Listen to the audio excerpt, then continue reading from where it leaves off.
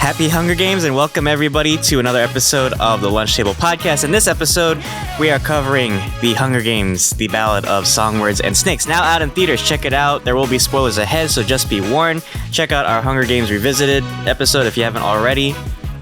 Akram, give me your thoughts on this prequel. It wasn't bad. I'm not gonna lie. It wasn't bad. I had low expectations for it, and I wouldn't say it blew me away, but it definitely wasn't bad whatsoever. And I think it's a worthy successor to the Hunger Games trilogy, not really trilogy, franchise. Mm-hmm. Yeah, exactly. And I think the leads here are really great. They did really interesting stuff with Peter Dinklage's character, but of course, in the forefront is Rachel Zegler and Tom Blythe, and I think they're really great in their roles, honestly. Mm-hmm. Yeah. I agree. I think Tom gave an amazing showcase, and it almost kind of reminded me of The Continental. In a way, it's like this origin story, and it's interesting to see, from Donald Sutherland's portrayal and to see Tom Blythe's performance.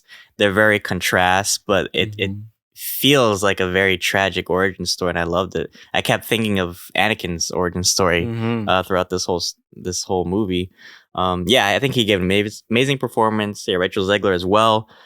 Great cast. Viola Davis is in this as well. Jason Schwartzman as Lucretius Flickerman. I thought he was very charismatic as well. He wasn't Stanley Tucci, but he still gave a great performance overall. I think it's interesting to see this. It's like takes place 64 years or something before the original Hunger Games. I haven't read the book, so just forewarning, I have not read the book, so don't chew me out if I say some stuff. But I thought it was a pretty good origin story and a great prequel. And just to see the point of view from the Capitol's perspective was interesting, because normally in the Hunger Games trilogy, we see it from the perspective of the tributes, but to see it from like the actual game makers themselves, I thought was a unique take on it, to see their perspective, how they're kind of like victims as well of the system, right? It's like they enact these policies, but at the same time they're kind of victims of it as well. And I love the ending scene where Dr. Gall gives the question to Coriolanus, and she says, "Was the Hunger Games for?" And you think, of course, it's the obvious answer is it's a punishment for the districts, but in the larger themes, it's kind of like like an ecosystem, or like this whole nation is an arena in a way. Everybody's like a tribute in a way, and everybody's a victim of this unfortunate incident. But yeah, let me get more of your thoughts. Yeah, it's an interesting deconstructing of society, and it's an interesting viewpoint. I always thought about the Hunger Games, and for sure, I think just seeing this as an origin story for what will happen a little bit later on, I think it's kind of bittersweet, because in the beginning, these characters are discovering themselves, and what happens a little bit later on. But I think this movie adds, or this story at least adds, something new to the characters that we already know. And especially with the character of I was gonna say Jon Snow, a character, especially with Tom Blythe's character, it's really interesting how they molded his upbringing, not only to fit the later Hunger Games, but also there's a more nuance. So now in the later movies, you kind of get the sense of like, okay, where he's actually coming from. It is a tragic story as well, and there are a lot of phrases that's said in this movie that kind of ring to me a little bit, especially phrases like what Rachel Zegler's character says to Tom Blythe's character a little bit later on. It's a unique dynamic, and I think these characters are completely nuanced. And as for the story itself, I don't think it was really contrived by any means. I think a lot of things were done naturally and organically. And in all, I think the CGI wasn't bad. So I honestly think that in general, this movie isn't as bad. I actually good. The good thing is a lot of people weren't talking shit about this movie from the start, which I'm kind of. It's interesting to see that, especially with like the controversy Rachel Zegler and stuff like this. Another character I liked is also Hunter Schafer.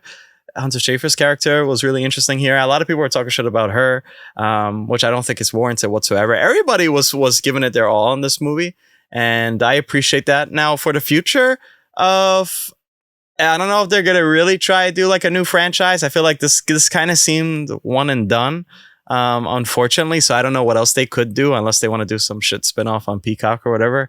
But for the most part, I think this movie was pretty good. Pretty good. I enjoyed it. I think it was a worthy successor and a worthy prequel, to be honest, and to see it from President Snow's point of view, I thought was actually appropriate. To see how sympathetic of a character he was, and we see him even from his youth, like when he was a kid, and he's literally like involved in this big war that's happening.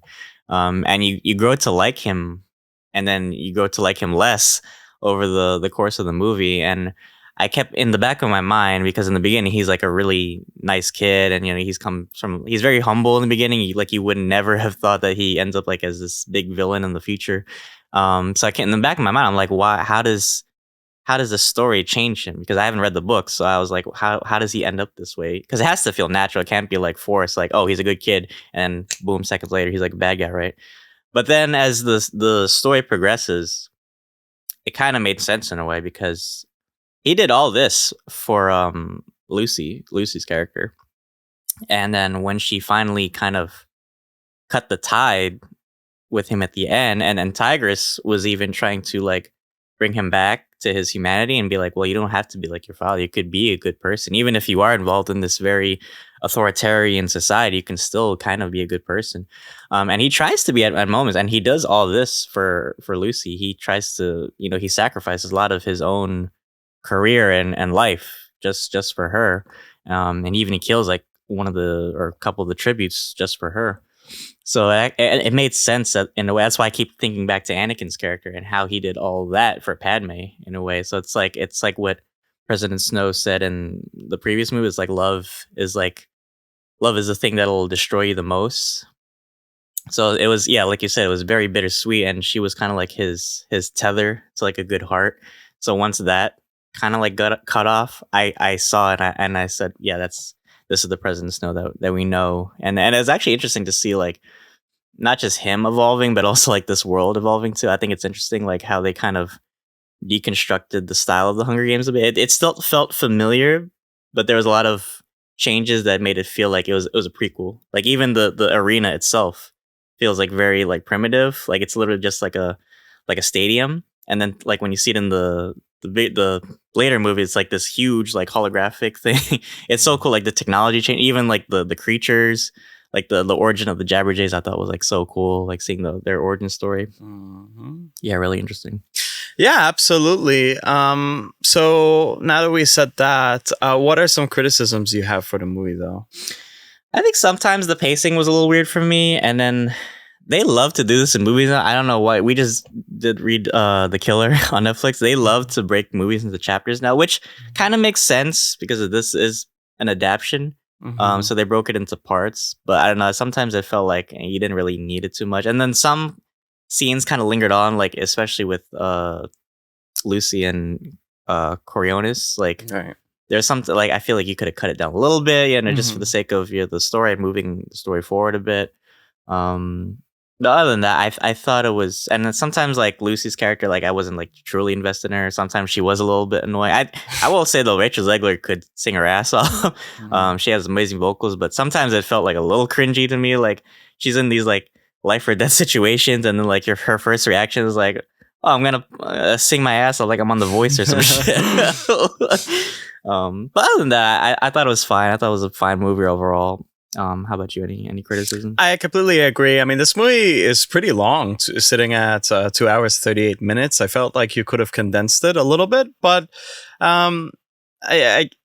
I guess due to the budget, and I guess since it's been such a long time since we received the last Hunger Games movie, that of course they want to take their time with it. And it is a delicate story to tell because we're sitting at the viewpoint of, President Snow, like how does he form to be the way he is that we currently know him? So it makes a lot of sense. But I think for the most part, you don't really feel it, at least, and I think that's a good thing. But for sure, I think the pacing was like one major issue. So that's really about it, So now that we said that, why don't you pay us your tribute and give us your rating? I'd probably I'll probably hit it high. I'd probably say 9 out of 10 for me. I think it worked overall. I felt like it didn't feel like it had an agenda. I think it followed the story pretty thoroughly and realistically, and it felt like it was a natural prequel to the first 3 movies. And it is a great tale of like love and ambition, where like the gray kind of like fits in. So it's a great story. I definitely would say check it out, guys. So 9 out of 10 for me. How about you?